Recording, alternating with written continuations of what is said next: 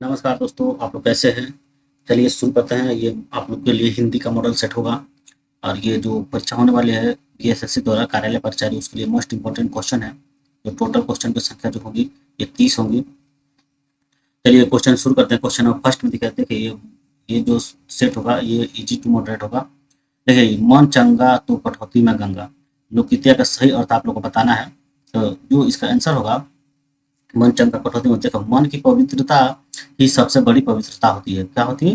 मन की पवित्रता ही सबसे बड़ी पवित्रता पवित्रता होती है। मान के चलिए कि आपका मन ही चंगा नहीं है और आप मंदिर मस्जिद घूम रहे हैं, तो इससे आपको कोई फायदा नहीं। तो आप मन से पवित्र है तो सबसे पवित्र है। ऑप्शन नंबर एक इसका सही होगा। क्वेश्चन नंबर टू देखेंगे। टू में कह रहा है अंगारे उगलना, मतलब अंगारे उगलने का मतलब सही मुहावरे का सही अर्थ क्या है? तो ये भी बहुत आसान है। देखिए, इसका आंसर होगा कठोर वचन कहना।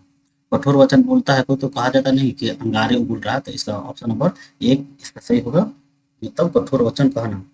और देखिए क्वेश्चन नंबर थ्री लेंगे। थ्री थ्री कह रहा है मतलब कौन सा क्रम सही नहीं है। इसमें कौन सा क्रम सही नहीं है आपको ढूंढना है। देखिए, ये जो दिया है, मामा ने मुझे साड़ी दी, मतलब द्विकर्मक क्रिया। ठीक। दो में दिया है कि चिड़िया उड़ रही है, मतलब अकर्मक क्रिया है। और तीन में दिया है वह चालाक निकला, सकर्मक क्रिया। देखिए ये जो है क्रम सही नहीं है। देखिए ऑप्शन नंबर क्वेश्चन नंबर तीन का ऑप्शन नंबर तीन सही नहीं है। पुलिस ने चोर पकड़वाया, पुलिस ने चोर पकड़वाया प्रेरणादायक क्रिया। देखिए इसमें जो है, देखिए ये अपूर्ण अकर्मक क्रिया है। कौन है? वह चालाक, मतलब चालाक निकला। ये कैसा है? अपूर्ण अपूर्ण अकर्मक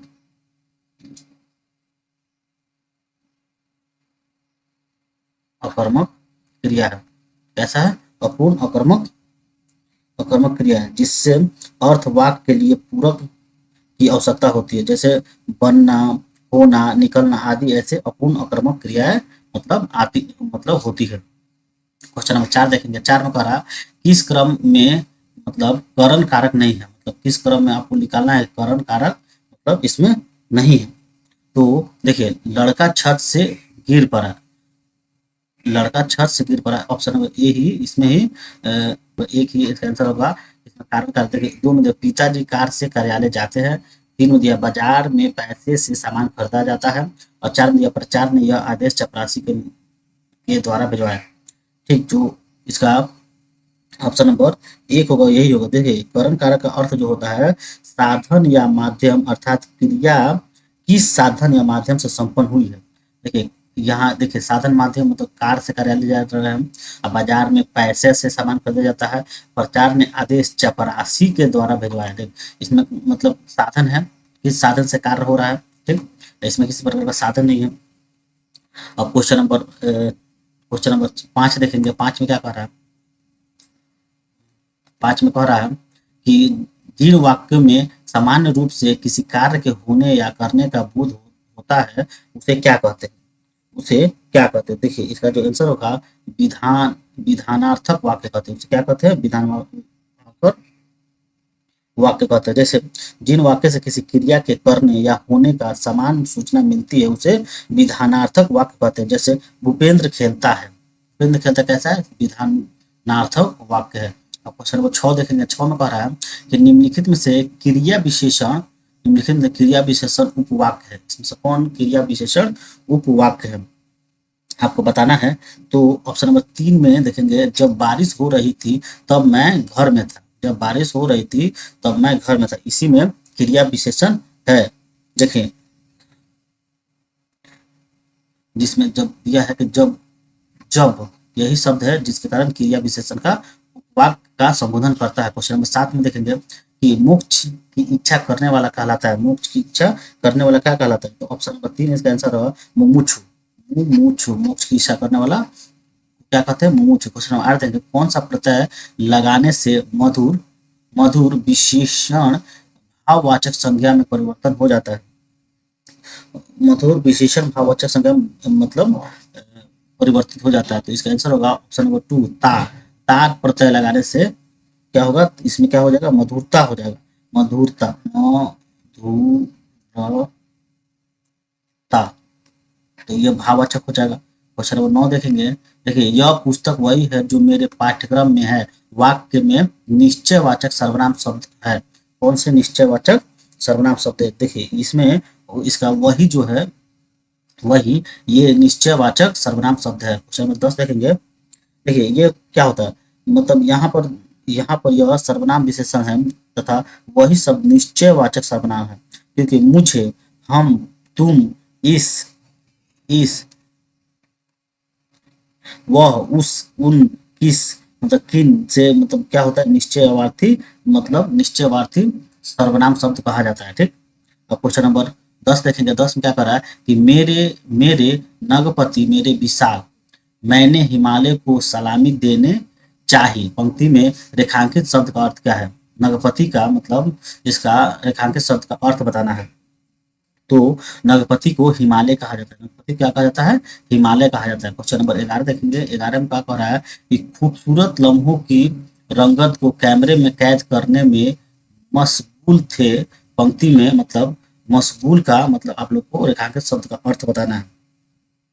तो मशगूल जो होता है मतलब व्यस्त थे, व्यस्त थे। क्वेश्चन नंबर 12 देखेंगे। 12 में क्या करा, थोड़ी देर बाद ही बहती जलधारा में पांव डुबोया। ठीक। पंक्ति में रेखांकित शब्द का लिंक बताइए। जलधारा का लिंक बताना है। जलधारा किस प्रकार का लिंक है?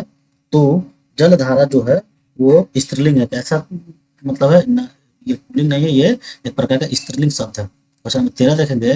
13 में करा, फ्लैश चमकने लगे। पंक्ति का भूतकाल का रूप है।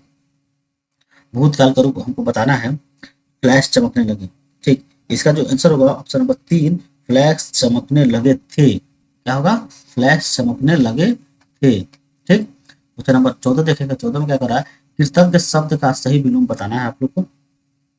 तो कृतज्ञ शब्द का जो सही विलोम होगा ऑप्शन नंबर 3, कृधन होगा। ठीक। क्वेश्चन नंबर 15 देखेंगे। 15 में पढ़ा, किस शब्द में उपसर्ग और प्रत्यय दोनों का प्रयोग हुआ है? आपको बताना है उपसर्ग और प्रत्यय दोनों का प्रयोग हुआ है। तो ऑप्शन नंबर 1 जो है इसमें असफलता में उपसर्ग और प्रत्यय दोनों का मतलब इसमें प्रयोग हुआ है। देखिए, अब क्वेश्चन नंबर 16 देखेंगे। 16 में क्या कर रहा है? 16 में कर रहा है, हाथ पर हाथ धरे रहना का आशय क्या है? हाथ पे हाथ धरे रहना मतलब निकम्मे बैठना। ऑप्शन नंबर 1 इसका सही है, निकम्मे में बैठना। क्वेश्चन नंबर 17 देखेंगे। 17 में क्या कह रहा है कि छिन्न भिन्न शब्द में कौन सा समास है? छिन्न भिन्न शब्द में कौन सा समास है?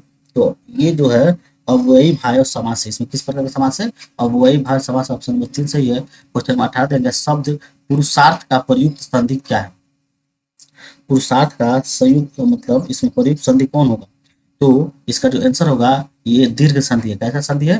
दीर्घ संधि है। क्वेश्चन नंबर 19 देखेंगे। 19 में क्या करा है, कामना का पर्यायवाची शब्द नहीं है। मतलब कौन कामना का पर्यायवाची शब्द नहीं है? देखिए, ललच जो है, ललच कामना का पर्यायवाची शब्द नहीं है। ये अभिलाषा, लिप्सा और आकांक्षा सब इसका पर्यायवाची शब्द है। क्वेश्चन नंबर 20 देखेंगे। 20 में कह रहा है, उन्नति शब्द में कौन सी संधि है? उन्नति शब्द में कौन सी संधि है आपको बताना है। देखिए, उन्नति शब्द में व्यंजन संधि है। कैसा संधि है?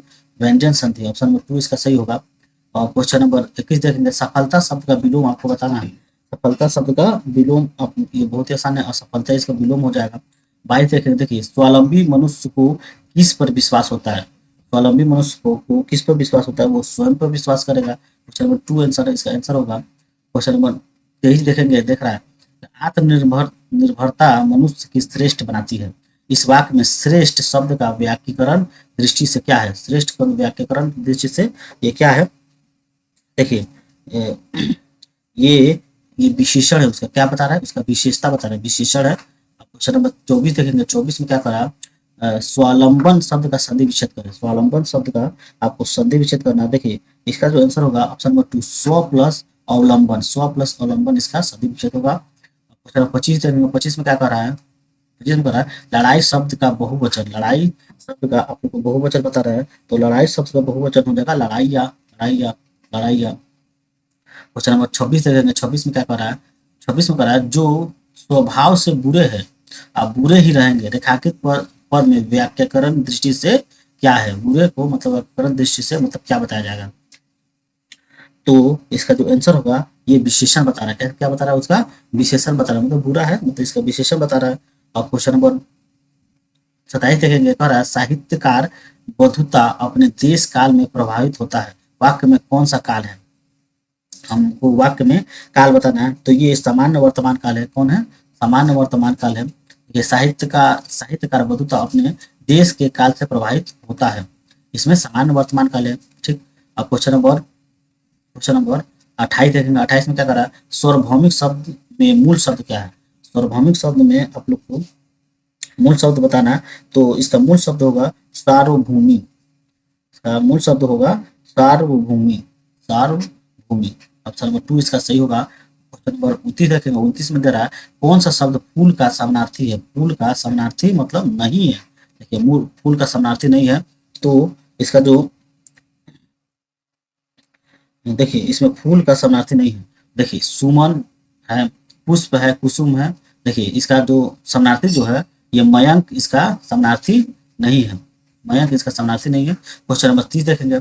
इसमें था अल्पज्ञ शब्द का विलोम बताना है। अल्पज्ञ शब्द का देखिए अल्पज्ञ शब्द का विलोम बताना है, तो अल्पज्ञ शब्द का विलोम जो होगा सर्वज्ञ। सर्वज्ञ मतलब अल्पज्ञ मतलब थोड़ा सा ज्ञान, सर्वज्ञ मतलब ज्यादा ज्ञान। इसी के साथ ये 30 मोस्ट इम्पोर्टेंट क्वेश्चन का ये सेट खत्म होता है। और आप लोग को ये वीडियो अच्छा लगा तो लाइक करें, कमेंट करें, सब्सक्राइब करें, अपने दोस्तों के शेयर करें और हमें सपोर्ट करें लाइक करके, जिससे आप लोग के लिए इससे भी बढ़िया बढ़िया कंटेंट आ सके, जिससे आपकी परीक्षा में सफलता पाने में आसानी सिद्ध हो और आपकी सीट एक 100% पक्की हो। धन्यवाद।